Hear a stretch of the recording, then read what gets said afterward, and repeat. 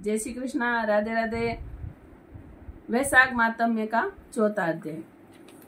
नारद जी कहते हैं कि वैशाख मास में शरीर में तेल लगाना, दिन में सोना, कांसे के बर्तन में भोजन करना, दोबारा भोजन,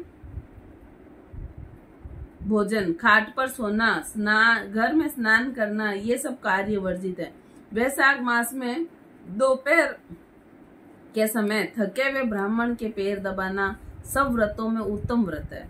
जो दोपहर में आए थके ब्राह्मण को सुंदर आसन देकर उसके पैर दबाता है वे सब बंधनों से मुक्त हो जाता है तथा गंगादि सब तीर्थों में स्नान का फल पाता है। मनुष्य रोगहीन और मोटा ताजा होकर वैशाख मास में स्नान न करने से चंडाल योनि को प्राप्त होता है। वैशाख मास की संक्रांति के दिन जो बाहर जाकर किसी तीर्थ पर स्नान नहीं करता वह 100 जन्म लेता है। वैशाख मास में अन्न दान एवं जल दान न करने से निश्चय पूर्वक सभी दुखों से मुक्त नहीं होता है। वैशाख मास में नदी में स्नान करने से भगवान विष्णु का ध्यान करने से निश्चय ही 3 जन्मों के किए हुए पाप नष्ट हो जाते हैं।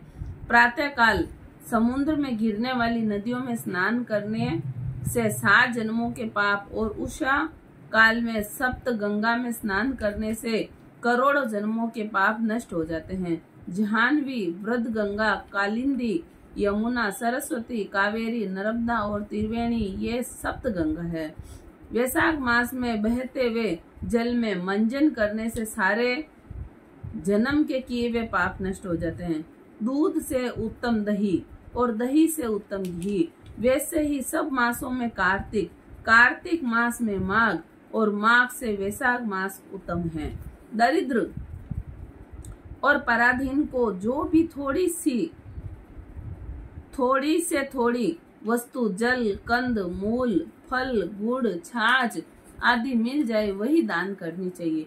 दान न करने से दरिद्रता आती है और दरिद्रता से मनुष्य पाप करता है तथा पाप से नरक मिलता है। इसलिए मनुष्य को वित्तानुसार अवश्य दान करना चाहिए। वैशाख मास के देवता विष्णु हैं, इस कारण इस मास में किया हुआ जप, दान, यज्ञ और तप अधिक फल देने वाले हैं। इस नीचे लिखे मंत्र से भगवान की प्रार्थना करें। हे भगवान, हे वैशाख मास की संक्रांति में स्नान करने की कामना करता हूँ मैं, कृपया आप इसको पूर्ण करें। हे मधुसूदन, मैं स्नान करके आपको अर्घ्य देता हूँ, आप इसे ग्रहण करें।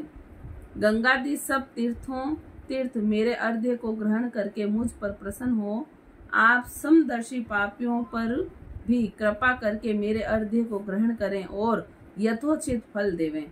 इस प्रकार अर्घ्य देकर स्नान करके वस्त्र पहन अपना नित्य नियम करें और वैशाख में उत्पन्न होने वाले फूलों से भगवान का पूजन करें तथा वैशाख की कथा सुने। इससे करोड़ों जन्मों के पाप नष्ट हो जाते हैं। जो तुलसी दल से भगवान का पूजन करता है वह सार्वभौम राजा होकर अनेक जन्मों के विविध सुखों को भोगता है और फिर अपने कितने ही कुलों के साथ विष्णु की सायुज्य मुक्ति को पाता है। बोले श्री कृष्णचंद्र भगवान की जय, श्री लक्ष्मी नारायण भगवान की जय, सत्यनारायण भगवान की